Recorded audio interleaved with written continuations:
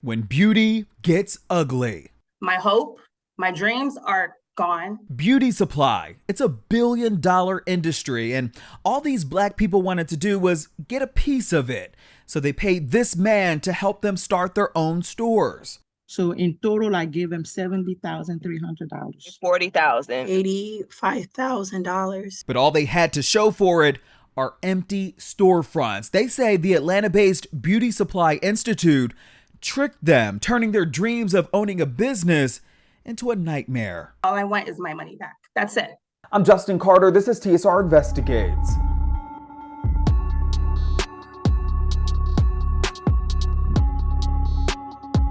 Numbers don't lie. Black people spent $9.4 billion on beauty products last year. And the irony is, it's a really hard industry to get into, especially for black people. And that's what the Beauty Supply Institute is all about. On their website, they make it seem like it's a one-stop shop for all things beauty supply. They help set up your store, your merchandising, securing vendors. And that's the peace of mind that many people say they thought would have helped kickstart their dream of owning a beauty supply store. But they say they were wrong. Pauline Mclaurin says that this is the American dream she envisioned for her husband and 6 children in Wesley Chapel, Florida. Really wanted to get out of the corporate world because having that many kids, they're very insensitive to certain things, no matter how hard you work. So in March 2021, she pulled the trigger after researching how to open your own beauty supply store. The first thing that popped up, the Beauty Supply Institute. This is the CEO, Devin Robinson. He calls himself Professor. The problem is with us, it's not a money problem, it's a value problem. It's what we see as valuable enough to spend our money on. And they were supposed to do everything for me, even set up my store, and then basically just show me what I need to continue to do. And they were supposed to give you a year worth of coaching. This is the store opening package that she purchased. It's called the Full Implementation. On their website, it says, quote, that with this package, we focus heavily on your ability to stay in business physically and online. But what really does that mean? It was always something. And then finally, I found a location. And as soon as I found the location, the ball was supposed to be rolling, where they're supposed to start sending me my inventory and everything like that. But months went by. Nothing. Started getting nervous, and I'm like, what's going on? They're like, oh, vendor issues, vendors, always something about vendors. COVID-19 delays was often the excuse.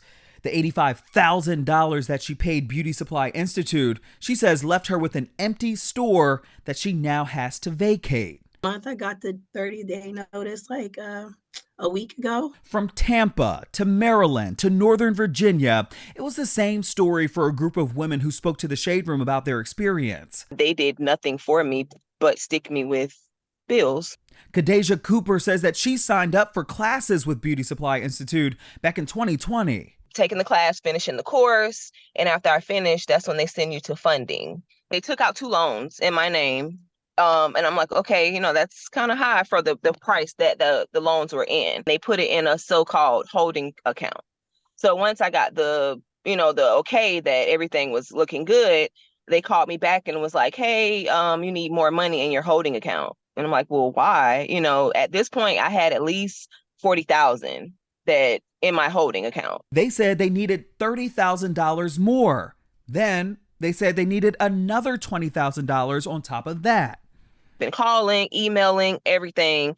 And it got to the point now I did open up a lawsuit against them. Elodie Simons DeFanti from Frederick, Maryland says that it was enough for her to call her district attorney, who, according to legal records, filed a consent order against Robinson and the Beauty Supply Institute for violating the Business Opportunities Act. It says, quote, that BSI shall immediately and permanently cease and desist from the offer and sale of business opportunities in violation of the Business Opportunity Act and pay back the charges and fees to the victims in the state of Maryland.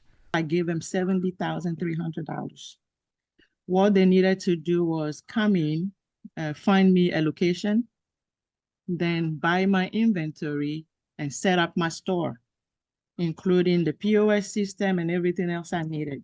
Her store, Three Angels Beauty, it sat empty for months as Simon Stefanti says that she waited for the Beauty Supply Institute to show up. She says they sent her gondolas, a few showcases, and mannequin heads, but that's it. Every time I would call about the actual inventory, they would tell me the vendors were on back order. I had to find another means to get products in here before I lose my space. She says by the grace of God, she pulled some strings and got financing on her own to get everything else she needed. She says she's still paying back the loans that BSI took out on her behalf. Obviously, they use my money for other things. Told me flat out they don't issue refund ever. This evening, a company promising to help Black entrepreneurs run their own beauty supply business is leading some to bankruptcy. How many of you have spent more than $50,000 trying to get your store open?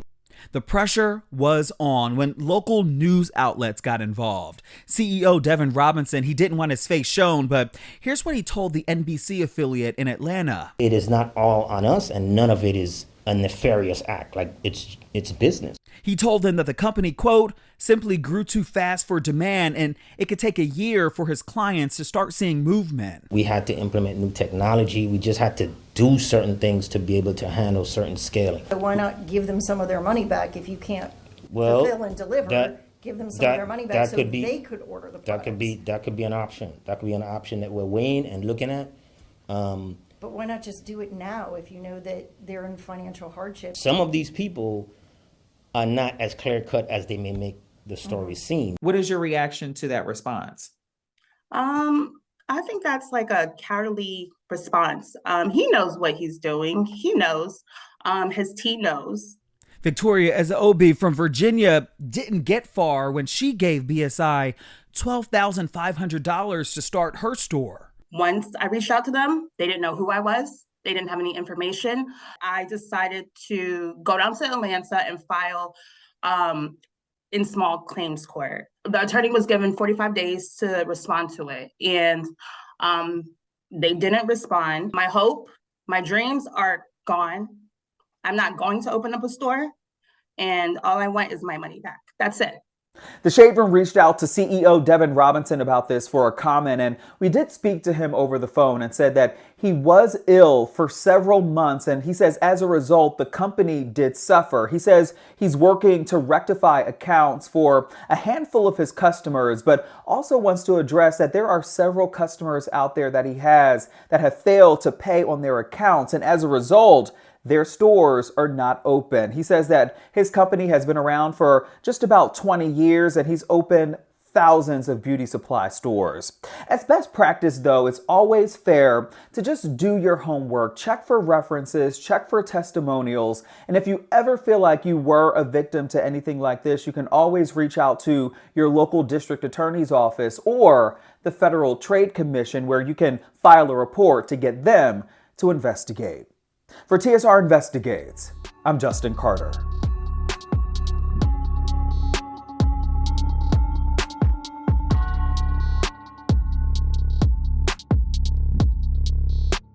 Hello, roommates, and thank you for watching our YouTube channel. Do you want more TSR Investigates?